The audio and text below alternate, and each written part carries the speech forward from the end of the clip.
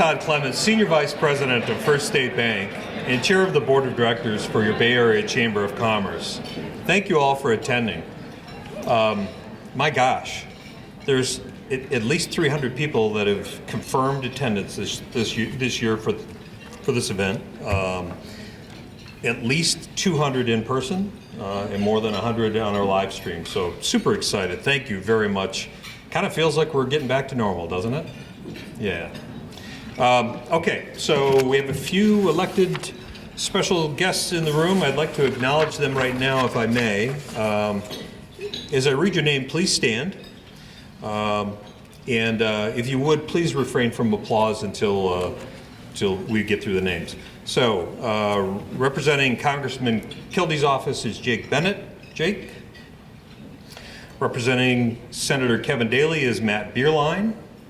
County Commissioners Vaughn Begic, Kim Coonan, Ernie Krieger, Catherine Zanotti, our County Treasurer Shauna Walraven, City Commissioner Chris Gerard, City Commission President Chris Gerard, our City Commissioners Carice Basmagian, Kristen McDonald Rivet as well, Hampton Township Supervisor Terry Close, Hampton Township Clerk Fran DeWise, Hampton Township Treasurer Donna Saman, Monitor Township Supervisor Terry Spencer, Monitor Township Treasurer Sue Pike, and Bangor Township Supervisor Glenn Rowley. Also Bill G. Schutte, candidate for state representative, is in the house as well, if we can.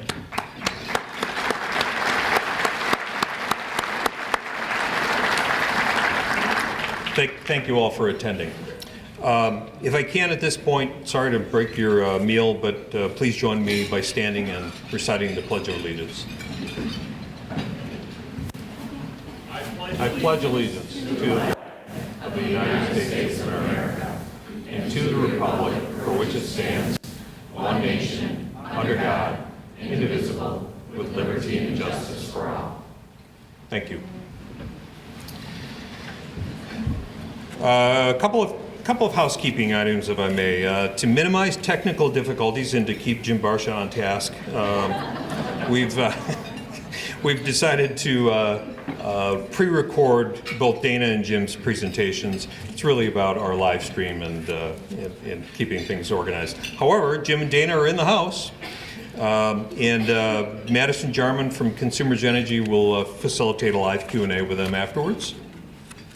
You'll notice in the center of your tables a bunch of pencils and some cue cards. Please jot your questions to either or both. There will be a chamber team member that'll gather cue cards prior to the end of the presentations. And if you are attending virtually out there somewhere, please submit your questions via the Q&A button on your application. Okay, at this point, I'd like to recognize our chamber sponsors and kind of strap in with me here. Our chamber legacy sponsors are First State Bank, Blue Cross Blue Shield of Michigan, Consumers Energy, DoubleTree by Hilton Bay City Riverfront, Eat Great Food Festival, Huntington Bank, Independent Bank, McLaren Bay Region, Michigan Sugar Company, Three Rivers Corporation, Thumb Bank and Trust. Our premier sponsors include Covenant Healthcare, Cumulus Media, Dow, Financial Edge Credit Union, Great Lakes Federal Credit Union, Harbor Light Photography, Spence Brothers, and Wildlife Credit Union. Community partners are Great Lakes Bay Michigan Works, Great Lakes Bay Regional Convention and Visitors Bureau, and Saginaw Valley State University. Our visionary leaders are AT&T, Bay City Bridge Partners, Kapoco Community Credit Union, Mouthrop Clift, My Michigan Health Park Bay, Next Year, Saguenay Eagles Landing Casino, the State Bank, UA Local 85, and United Financial Credit Union. Mission members include Edward Jones, Encompass Therapy, Garber Chevrolet of Linwood, Hammer Restoration, Insight Financial Group, and the Jerky Outlet. Sorry, there's more. Mode's Tavern, Populous Coffee, Rare, Shine Water, Superior Insurance Group, and the United Financial Credit Union. And I'd also like to recognize today's event sponsors: Bangor Township Schools, Bay City Bridge Partners, Bay City Public Schools, Blue Cross Blue Shield of Michigan, Consumers Energy, Delta College, Dobson Industrial, the Escon Group, Hammer Restoration, Health Advantage Federal Credit Union, Huntington Bank, Michigan Sugar Company, Regent Floral and Mercantile, Serpro of Saginaw Bay City, and UA Local 85. Okay, please join me in welcoming Heather Gallegos. Heather is the Director of Great Lakes Bay Region Communications and Community Affairs for Dow, and she's our chair-elect of this year's Bay Area Chamber of Commerce. Thank you, Heather.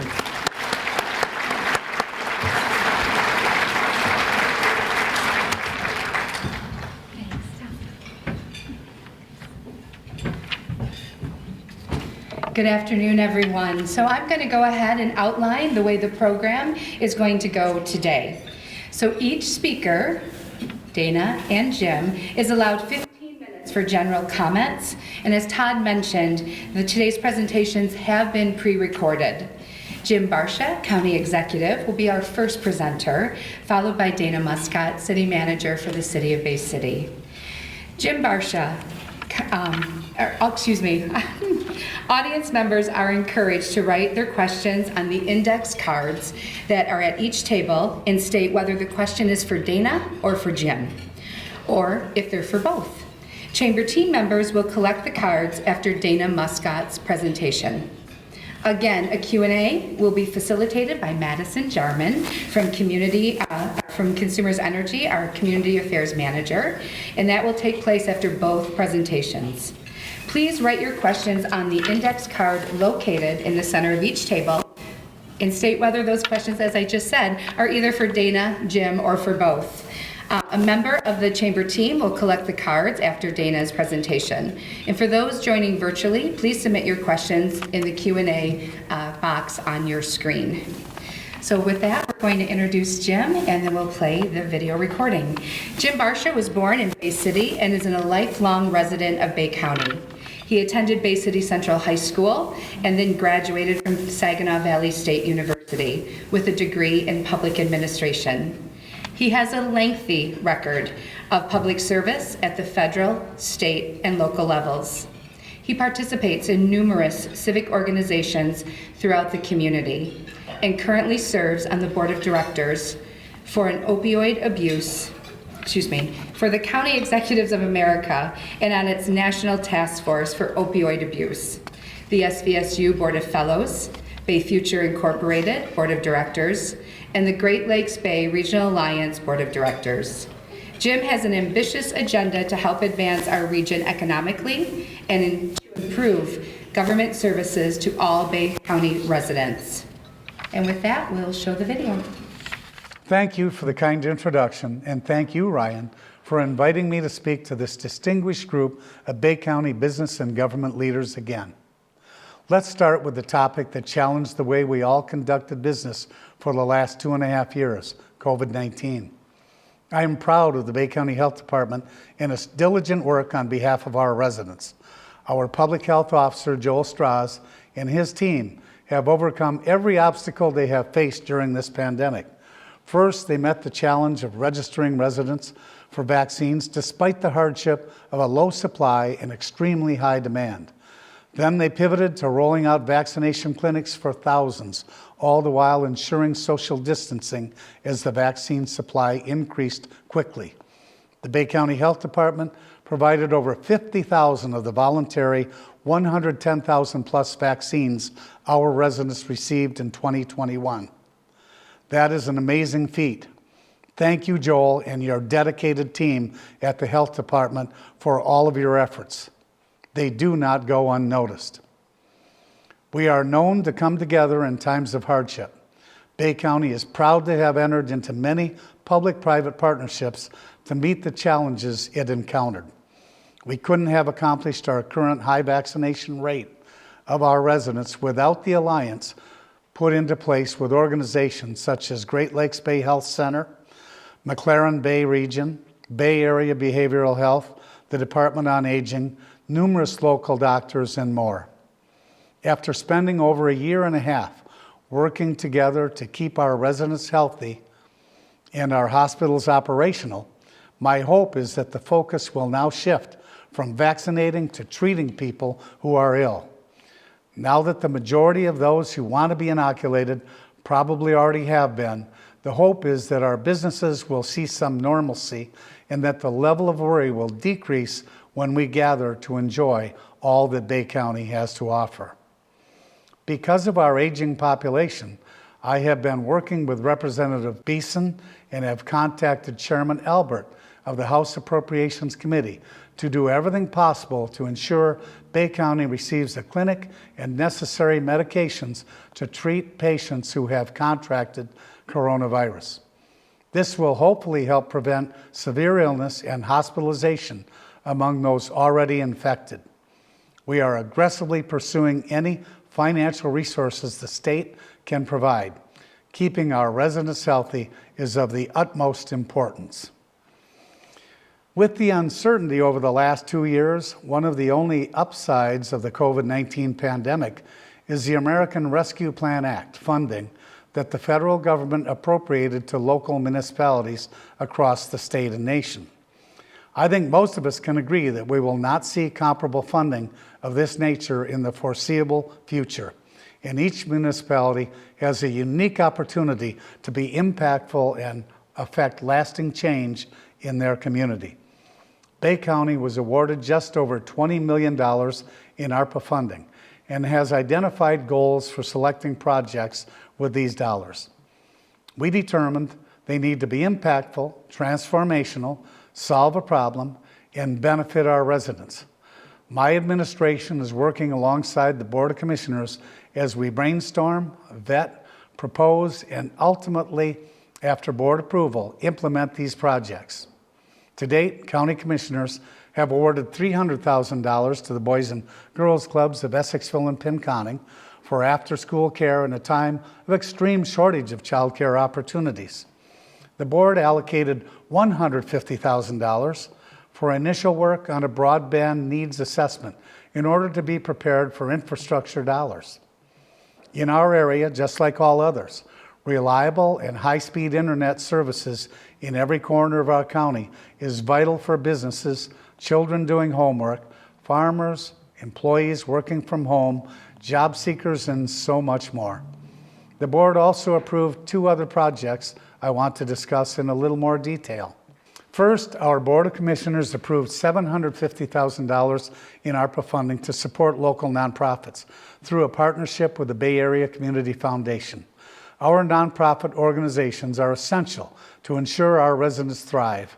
Many of these agencies are in dire need of financial resources in order to continue to assist the folks they serve, many of whom are the most affected by the pandemic.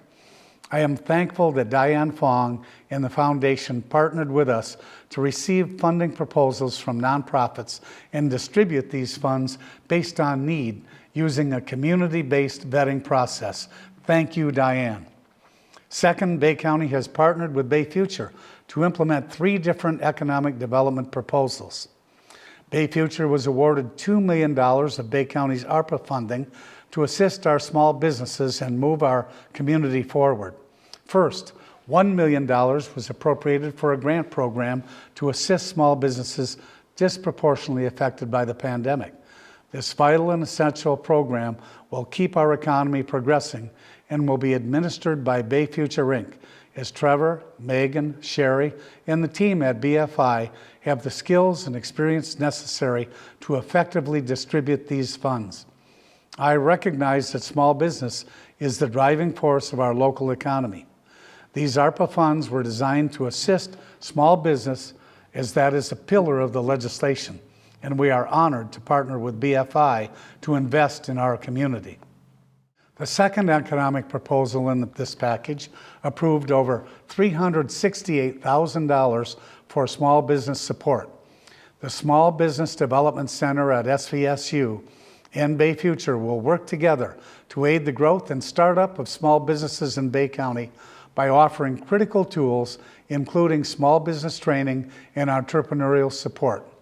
This partnership will aid businesses as they tackle all the challenges COVID-19 has created to ensure their path to prosperity. One of the ways we can assist our businesses and our community in general is in talent attraction to our area and retention of our residents. As the oldest county per capita in the state of Michigan, the prediction of a smaller population as well as a smaller workforce in the next 25 years demands our attention. When our population decreases, we lose more than just community members. A lot of state and federal funding is tied to population. For example, per pupil grant funding to our schools, state and federal revenue sharing, and road funding are all dependent on our population. To ensure our success in the future, to have the workforce here to attract and acquire major business inside our county boundaries, to retain all of the college graduates that study here in the Great Lakes Bay region, and to maintain and grow our population, we know it is imperative to fund programs that meet these objectives. The third economic development program Bay County chose to fund with BFI is a talent attraction and retention portal. Modeled after Hello West Michigan, designed to attract and retain workers, Bay Future will partner with the Chamber to bring this platform to life. It will be a one-stop shop for talent recruitment through a resume portal, placemaking by telling our unique story, and information on everything you need to know to live here, such as K-12 education, leisure activities, housing, local government, and more. This program is designed to create a larger talent pool for businesses to pull from by attracting employees and retaining our residents. The intention is to turn the prediction of population loss to one of growth. Thank you, Trevor, Ryan, Beth, and Phil for working together with us on this package of economic development priorities.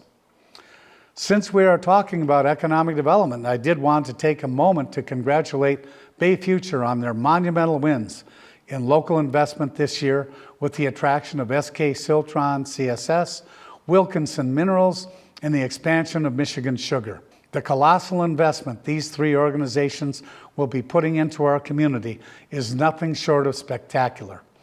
Bay Future and the Chamber will continue to have my full support as they continue the forward progress of growing our business base and employment opportunities. There were also many noteworthy events that occurred in the past year. Here's a quick wrap-up of a few of these events and accomplishments before I answer the thoughtful questions from the audience. In December, Bay County experienced an IT security incident. Thankful to say, our IT specialists caught it quickly enough that it was isolated only to our email server. A new cloud-based email system was implemented in order to ensure the safety of our electronic communication. More vigorous virus protection was installed on each computer after a complete forensic investigation, and we were back up and running in mere days. In this digital age, attacks like this can be common, but we are grateful that our IT professionals were attentive enough to catch it early and ensure a positive outcome in what could have been a catastrophic situation. The Department on Aging continued to serve our seniors by delivering nearly 250,000 meals to our qualified residents. The county golf course had a record year as many more golfers came out to enjoy the game as a safe, fun outdoor activity.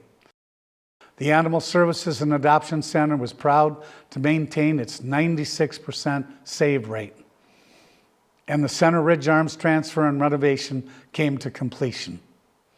Our dental clinic serves several thousand clients with 4,800 patient visits and a patient care rating of 4.8 out of a possible 5.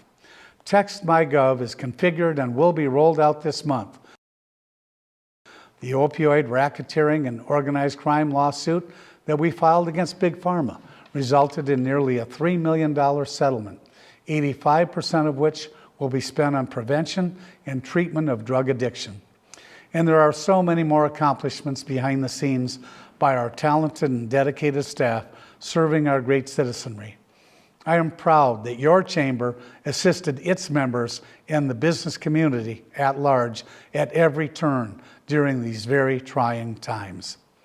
Thank you for this opportunity to address you, and I am looking forward to working with all of you for another productive year.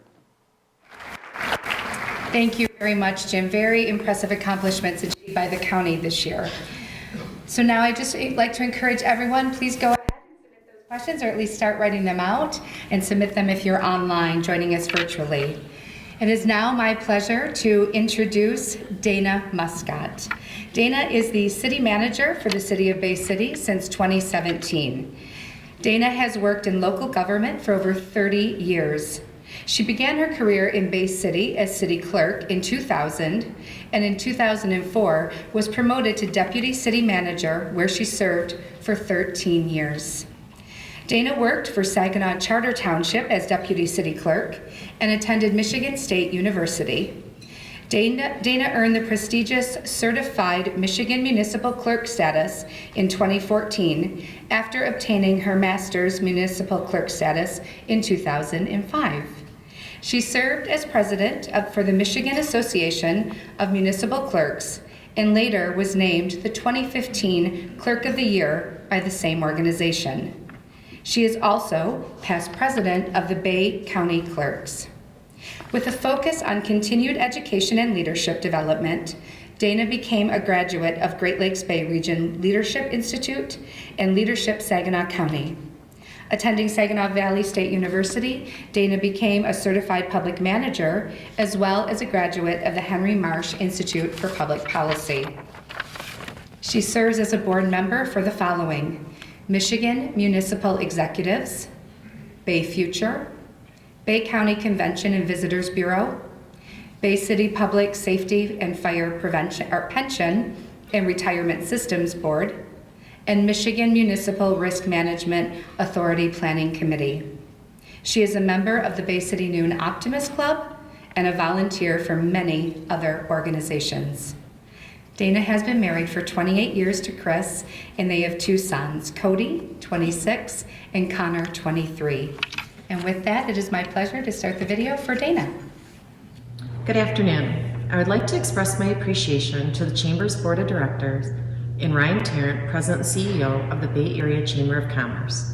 It is an honor to be with you today for our 2022 State of the City Address. I would like to take a moment to recognize and thank our Mayor and City Commissioners.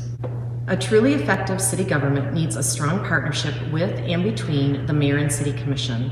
I am thankful for the relationships that have been built with each and every one of them as we continue to work together to get the job done for our residents. I certainly cannot do the work without an outstanding set of employees at the City of Bay City. We have a strong team, and I am grateful for the hard work that they do every day.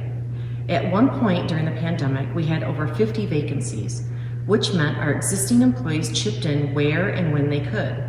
Our public safety officers responded to calls. DPW continued to work on our streets and sidewalks, picking up recycling and rubbish, and electric employees kept our lights on. Bottom line, our employees continued to show up every single day, making sure city services were provided in a healthy and safe way. If I asked each one of you, what is one word that describes what you are looking forward to in 2022? What would that be? I could think of many words: possibilities, build, balance, laughter, family, travel, recovery, strength. This year, the city is going to focus on strength. Strength is having the capacity for exertion or endurance and the power to resist force, to be tough. It also allows someone to deal with problems in a determined and effective way. One of the many lessons we learned in 2020 and 2021 was the importance of human connection. Many of us went from seeing our colleagues at the office and dropping our kids off at school to navigating remote work and virtual school. Those who continued working in person had to adjust by practicing social distancing and following mask requirements. All these changes to our daily social lives made it imperative to find ways to safely connect with friends, family, and neighbors to keep some sort of normalcy.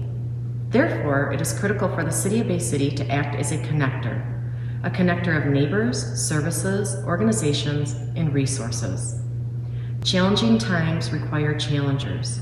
We all know that nothing great comes easy. We must work for it.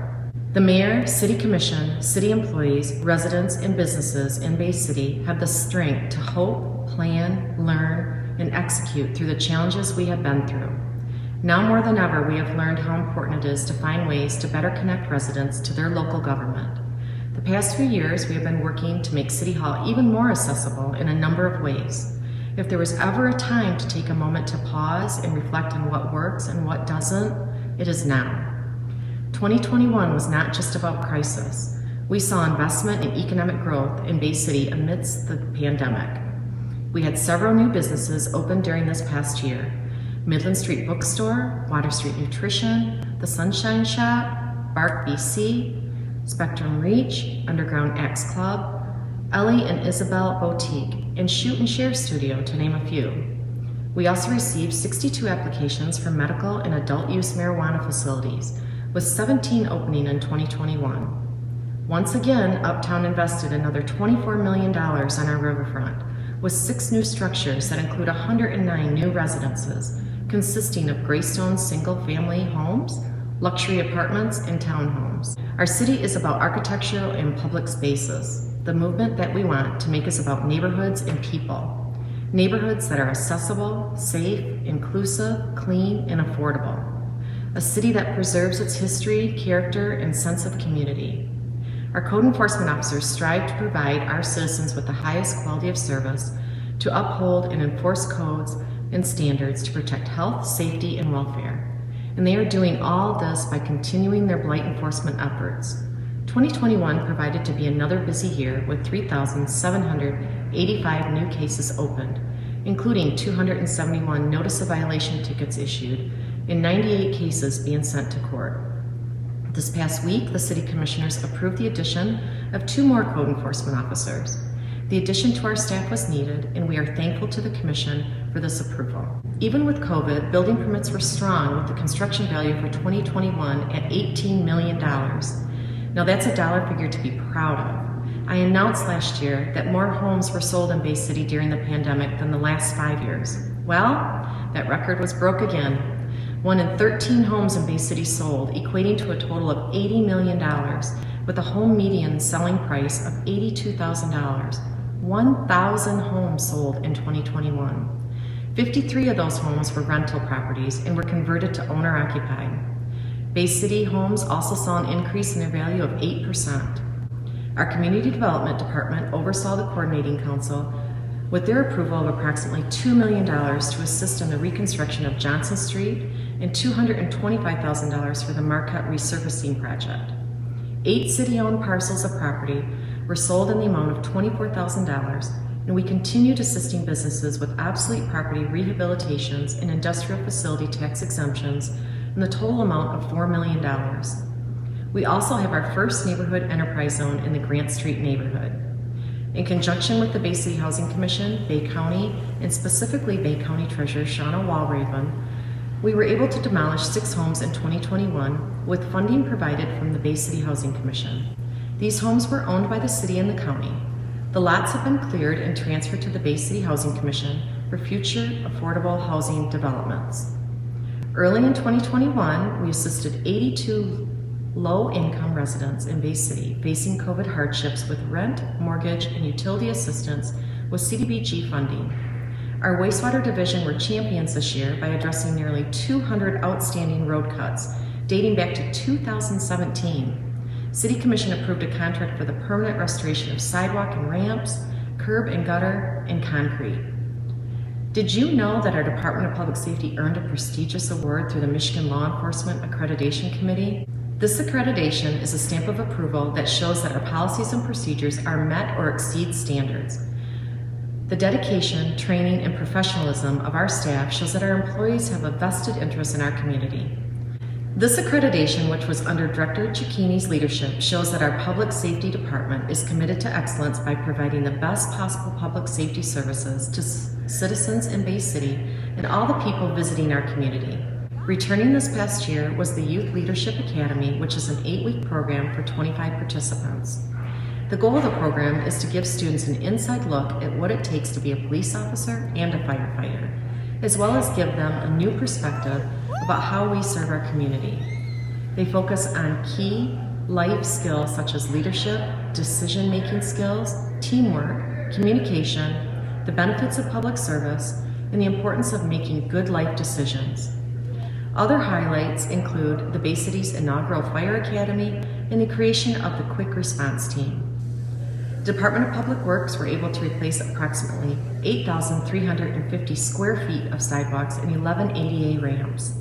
Also completed were milling asphalt overlay, water main, sidewalks, and sewer work on Winona Avenue, Johnson Street, Lafayette and Kosciuszko, and Marquette Avenue, in the total amount of $4,680,000. Our team was able to remove and replace 196 lead services this past year.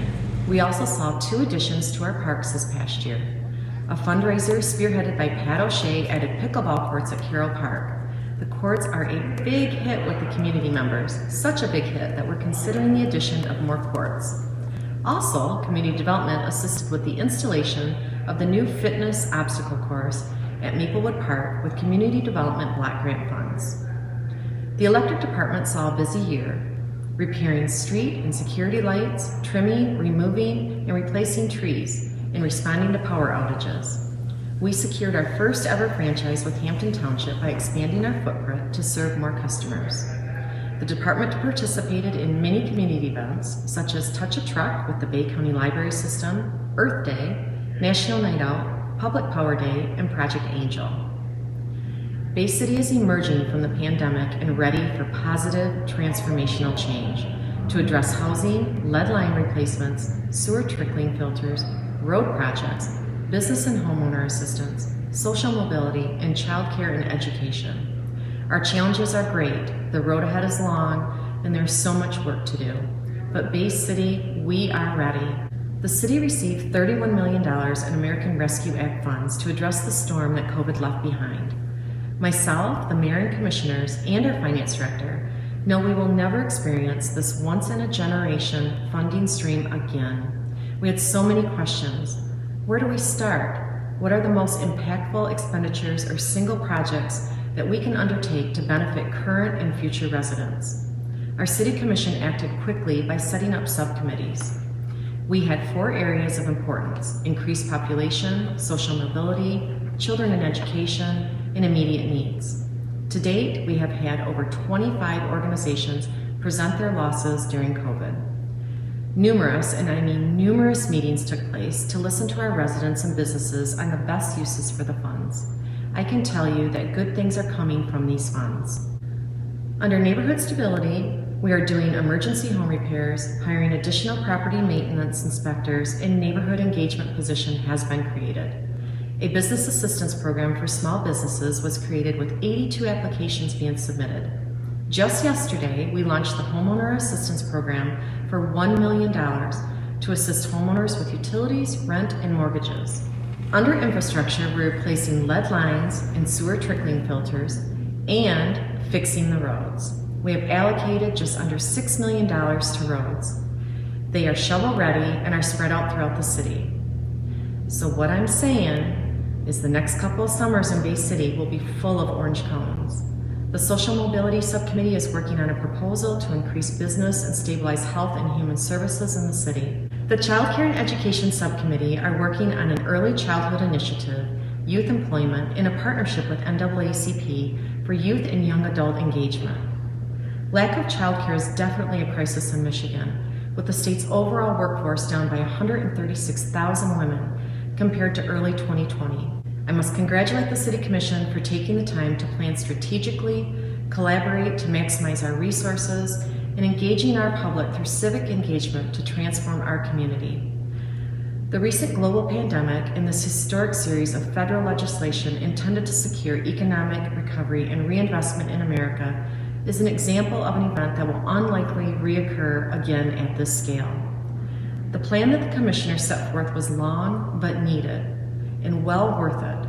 They truly had the strength to set up their own system that fit the needs of our community. In closing, if you had asked me 5 years ago where we would be in early 2022, I would have never guessed that we would be taking on these issues. Certainly, no one predicted the pandemic or the economic challenges that we would face as a result.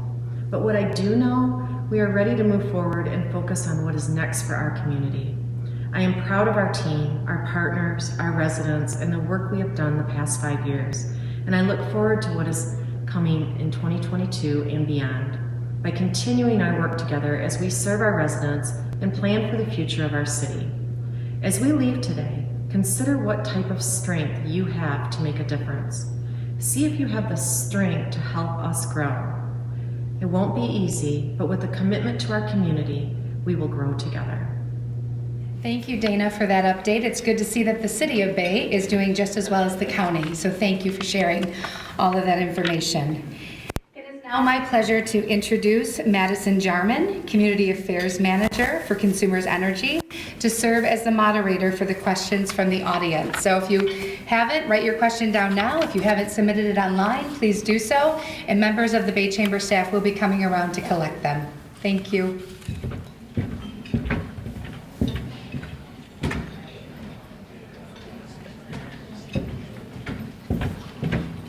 Hello, everyone. Thank you, Heather. Jim and Dana, thanks for your wonderful presentations. Could you come please sit next on my right side? And then if you have your questions, please make sure that you're writing them on index cards, write them up, so our ambassadors can come collect them. If you have them online, please make sure you're submitting those as well. And I have 2 to start off at least, okay? So the first one is for Dana. Given the declining population in Bay City, does the city anticipate funding talent attraction efforts to turn the tide in the near future? So we have one subcommittee left that is coming forward with the recommendations, and the talent and retention is definitely important to the city of Bay City, and it is being talked about in that last committee. So that's the last group that is coming forward. So I do expect something to be coming. All right, the next question is for the both of you. You both talked a lot about the many accomplishments by the city and the county. Can you highlight how you are collaborating with each other and other municipalities across the county?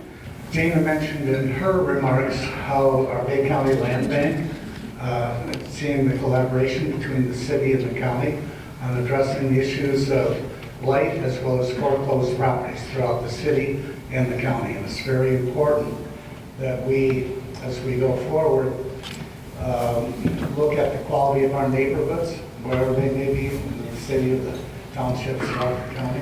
That's one area.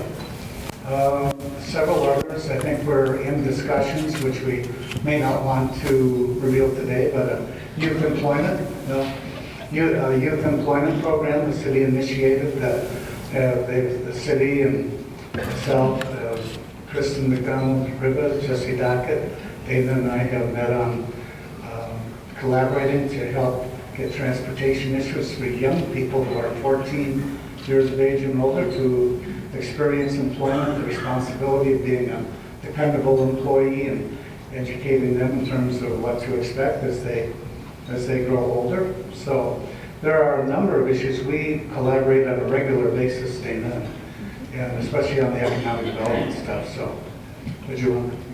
Yeah, if I could add on the one subcommittee that he was talking about, the transportation led by Commissioners Rivet and Dockett and Basmajian. It's a really important piece to address our youth in the community and getting them to jobs, right? We're finding that a lot of them don't have driver's license, which I'm surprised. When I was 16, that was the first thing I did. But there are a lot of kids graduating from high school that still don't have their driver's license. So they need to get to their jobs, right? And that's their excuse that they can't work if they don't have transportation. So those commissioners took that head on, and then we met with Jim last week to discuss some collaboration on that. And like you hit on the land bank, we are doing that. And also on some of the ARPA funds, I've met with Jim's staff, and Jim was at some of the meetings too, where we discussed some of the nonprofits that we are distributing the money to, just so we can collaborate on that. So a few of them that Jim hit, those are also on our list. We're making sure that not only the city is covered, but also the whole county, so that's kind of where we're collaborating on that. All right, thank you. Can you speak to the city and county's efforts, this is questions but for both of you, on affordable housing, especially in and around middle residents? Well, we see the involvement of Jennifer Acosta and so many other redevelopment specialists, real estate specialists in our community throughout the county, looking at how to revitalize some of the aging housing that we have. And when I was in the legislature, we did work on a lot of financial incentives for business investment on the riverfront, the Obsolete Property Rehabilitation Act. I know Jeff and I were Jefferson House. I was in the Senate. We worked closely to try to create incentives for people to look at one of the old contaminated warehouses on the riverfront and convert that, keeping the original structure, but actually converting that to very, very high-end condos, retail establishments, and professional offices. We need a similar effort for our housing. And while we're lagging behind, I think, on that, certainly the legislature maybe can do more, but at one time, Bay City was the second largest city in Michigan, only second to Detroit, because of the lumber era and the shipbuilding industry here. We have a proud history and one that we'd like to share and talk about with people who aren't familiar with it. But a lot of our housing was built in the 1900s, 1920s, wasn't well insulated, becoming aged, and we need to look at everything we can do to rehabilitate the housing, or if it's beyond repair, demolish it and make room for new residents to make their home in Bay City or throughout the county. So we will continue to do that, but we haven't seen the kind of commitment at this point for housing as we have toward the development of the riverfront. But I do want to compliment the city, Dana, and all of the commissioners and previous office holders and mayors who worked and made it a priority to redevelop our Bay City riverfront. When I talk to people who come to Bay City and visit, they're raving now about what they experience here. Some of the fine establishments, businesses, and beautiful restaurants. So I want to commend the city for her leadership on that. And I was trying to be as supportive as I could in my legislative role. Previous years, I know Jeff and our other former colleagues did as well. So, but Dana, did you want to add more on housing? Just a little bit. I think Jim touched on it, but I think you could see in the numbers that I reported to that we kind of are having a movement with people buying our houses, fixing them up and reselling them. And they're absolutely at an affordable price, and they're moving now towards owner-occupied, which is something that we strive to do in the city as well. So we are seeing it, but we would like a little bit more to address that middle income. So. Great, thank you. Any other questions, please make sure that you're raising them up so our ambassadors can come around and collect them. Our next question, let's do a little softball. Okay? All right. Favorite thing to do in the city or county? Both of you? So of course I'm going to pick something in the city, right? Of course. So, I mean, I'm not going to call out any restaurants because that's not fair. But there's so many in the city. I mean, there's so many things to do for families here. And I guess I'm just going to talk about our riverfront. I mean, think about all the festivals that we have, and they're all family oriented, the concerts that we have down there. I would have to say probably my favorite thing to do is when we have concerts and they're outside. I love them outside and seeing everybody from the city, and it's like kind of like a reunion. We get to see all that. Like I said, we have so many restaurants that we can attend, but I'm not going to call you because I think I frequent them all. I agree with Dana. The outdoor concerts and State Theater feature tremendous entertainment and opportunities for Bay County residents to see people that we might have to drive to Sterling Eagle or to Detroit to see. So That's always great to see a venue of entertainment, and I also love the new band shell. That is beautiful addition to Winona Park. Hunting, fishing, snowmobiling, camping at Pinconning Park or the Bay City State Park. Get lots of people from outside the area that come to do that, but also I'm amazed at how many people in Bay County will actually take an RV or something out or a tent out to the Bay City State Park. And all of our parks have been full in terms of attendance, even during COVID. So we have we have an array of things depending on what your interests are, whether it's duck hunting or deer hunting, rabbit, small game hunting, ice fishing, regular fishing. You know, the waterfront affords us bountiful recreational opportunities, and we're blessed to have our Saginaw River and Saginaw Bay and continue to work on improving all the waterfront properties in Bay County. Great. So hopefully there's a lot of things to do here. Yeah, there is, definitely. All right, the next one's for you, Jim. Are there any plans of upgrading the pool at the Bay County Community Center? What would it take to create a new zero-entry pool that also has other play features for children? Oh, well, that's a tough one. I think Kristen Diniak and I looked at that when we met with supporters. About $70 million, I guess. To have an indoor pool, we have an outdoor pool that is about 50 years old, and I was in the 70s, so it's maybe beyond 50 years old, but it is getting, the boiler is in need of replacement. We struggle with that to keep it open each and every year, and we know it's important. As someone who was on the swim team, not a star, a swimmer, but someone who was on the swim team at Bay City Central High for 3 years, I appreciate those who love to swim and recreate in pools, and it is a popular program that we have, and we've tried to make it available to the young people. Our veterans have donated money and raised money previous years to make use of the pool free on Tuesdays and Thursdays. But I know we just had a recent discussion, we're going forward with another year, and if we can find the resources to, you know, keep it going, which we have a desire to, but also if there's something on the horizon that we could actually improve and possibly make it a year-round pool. It would be expensive, but it would be far more valuable to the residents of Bay County than just a few warm months that we have it open in the summer. But we'll try. We have a lot of people that are very supportive of our youth that like to swim competitively, and so it's a great addition to our recreational opportunities, and we want to keep going as long as we can. Awesome, thank you. All right, Dana, can you give us a bridge update? Did you notice I didn't have that in? Yes, I did. So we are currently working on the lease agreement for Independence Bridge. So we did the one for Liberty. As you probably all know, that we already have construction going on Liberty. They are here, United Bridge Partners are working on it. A lot of stuff is being done. You're not going to see a lot of it, even though there is just the one lane that's up there right now. So we will have construction starting on Independence soon, after we get the lease agreement in place, which we're pushing for that.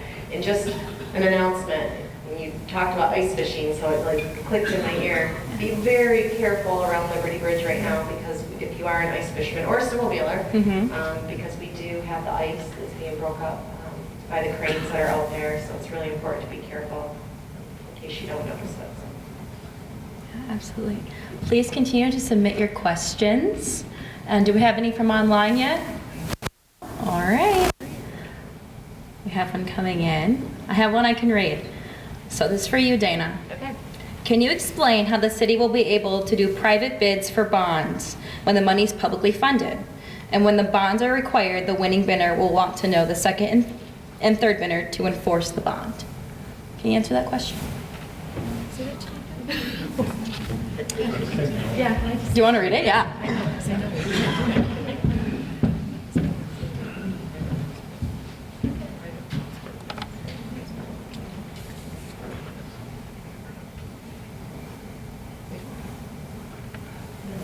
I guess I'm not clear on the question.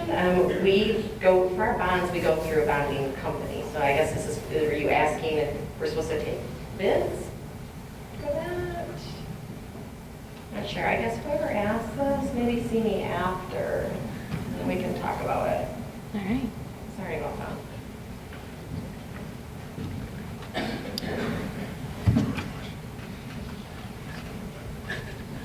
He's over there. They're pointing at him.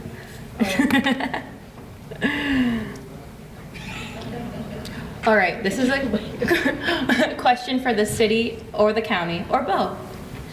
What would it take to bring back a couple of ice skating rinks? Well, we have Other than one. the Civic Arena, maybe? Oh, okay, so we have one. Maybe an outdoor In one? the pavilion, so you're thinking. Okay, yes. You're thinking of flooding the park again like we used to. Is that what you guys- Maybe? Yeah, I know. I mean, we could look at that. I know we have the sledding hill over there. I think that's where people used to have the ice skating, is over in that area Okay. too.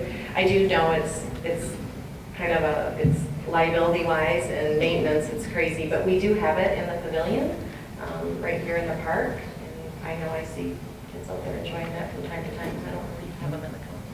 Well, as you know, we own the Civic Arena, which has 2 Olympic-sized sheets of ice, and it's doing very well. For many years, the bonds have finally been paid off, and those were $950,000 a year for 20 years. In 2018, the Civic Arena was paid off, so that took a financial burden off the county. And then traditionally, we'd lose about $250,000 to $350,000 a year on the operations. The Bay City Electric Department gets a lot of revenue from our Civic Arena, I think around $15,000, $16,000 a month in electric bills to keep it cool, and also the ice firm to use. It is kind of an expensive sport. However, we actually were on track with COVID to bring that red ink down to about $20,000 or $30,000. And so we're making real significant progress there. It is popular, and one of the events that we had last year, I think it was, we were at St. Lawrence, was we had 4 of our Red Wings, including Dylan, Miss Dylan's last name Dylan, the captain of the Red Wings. He was up and he talked to us, presented a $2,500 check, and recalled his days when he was at high school down in Oakland County, and would come up and practice at our Civic Arena.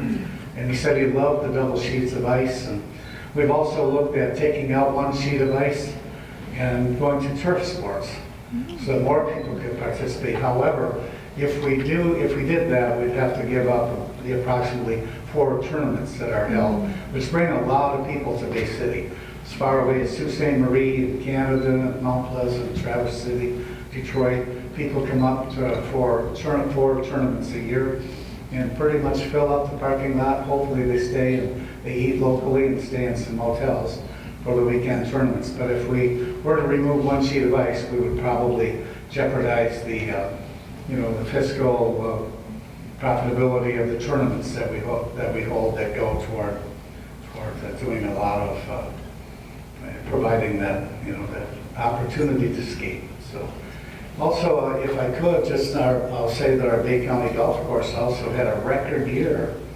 I mentioned that in the presentation, but we've tried to invest all of the money that the golf course gets no financial support from the taxpayers.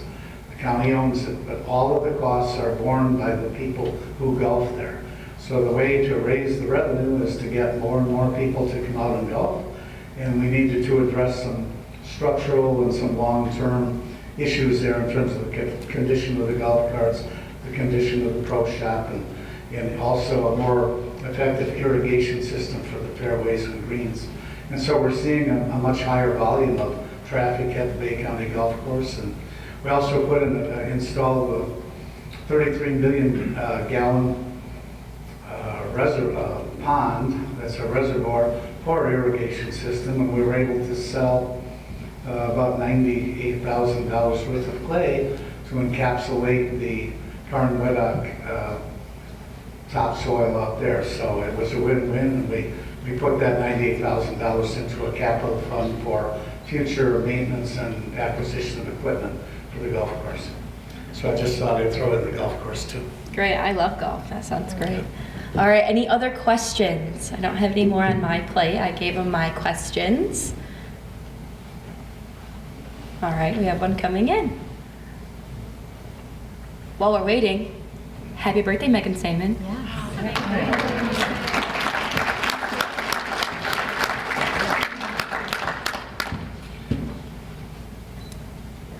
All right, this one can be for Jim or both of you. You decide.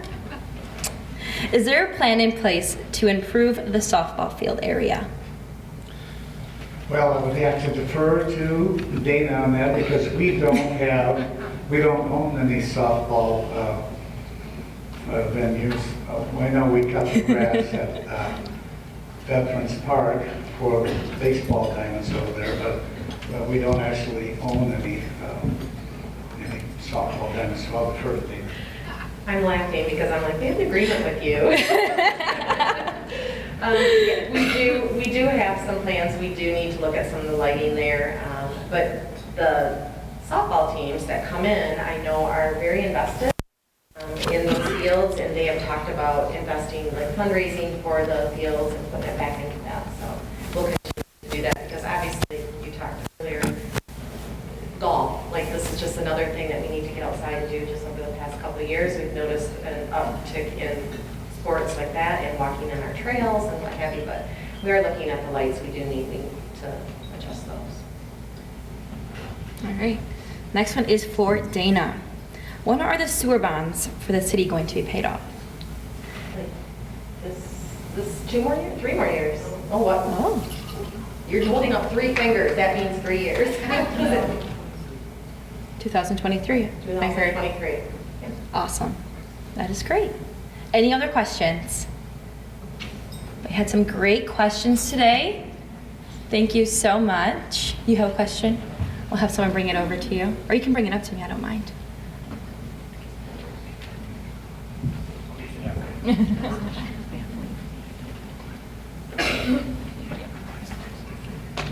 This will be our last question of the day. Is there any timely updates for the status of the new Wilkinson Minerals facility? Any update on Wilkinson Minerals? You know, I believe when we made the announcement this past year that they had an additional investment, but I Okay. do know that they're getting permitting right now done, and they are moving forward. We're very excited to have them come to the city and bring all the jobs. The living wage jobs are really important for the city, and that's the last update that we have, just the new investment. Awesome. Well, thank you. Thank you so much. You guys can take your seats. Can you please give them a round of applause?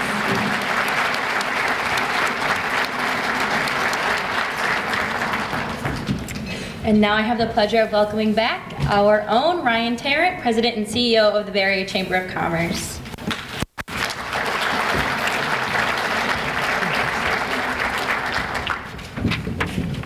Thank you to Madison Gentlemen from Consumers Energy. And I'd like to thank Dana and Jim one more time for joining us today, sharing what's going on in our community, the accomplishments over the past year, and what we have coming next. Thank you again, Dana and Jim.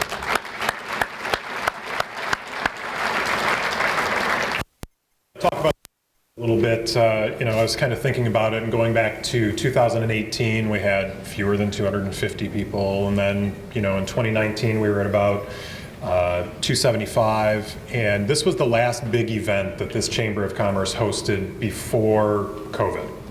So this was February of 2020, and we were just shy of 300 people. It feels really good to be back and have more than 300 people at an event post-COVID. So you guys have been a great audience, and not just that, but we asked great questions. Nobody asked about a minor league baseball team or an amusement park, and Chris Gerard didn't ask about Madonna. So we had a great day.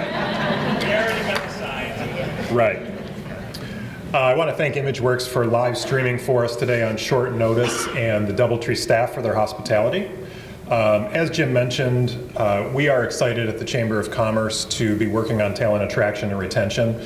And when you ask yourself in your question, why is this so important? Jim alluded to it. we're the oldest county in the state of Michigan. Our age 60-plus population is 20% higher than the rest of the state.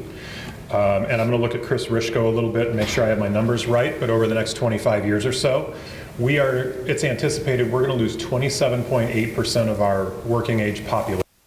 I got a thumbs up, I nailed it. So this is going to be the biggest initiative that the Chamber of Commerce has ever worked on. Jim threw the slide up. It was $581,000. That's half the funding. We continue to work with the city commissioners on securing the other half of that funding. And I'm sure I'll be having conversations with a number of you as we look forward to make that self-sustaining. Before we go today, just a couple of event announcements. The first is Superior Insurance Group, formerly Northway Insurance, will be hosting our after hours this Thursday from 5 to 7. And this other one's exciting and nobody else knows about it yet, but on May 20th at Drift, we're going to host a summer kickoff Bloody Mary brunch. 4.5 years I've been trying to transition our eye-opener breakfast at 7:30 into a 10 a.m. Bloody Mary brunch. This is the segue to that. So we will kick off our summer as we go outside into the cold with thoughts of Bloody Marys. So thank you very much for joining us today. Have a wonderful day.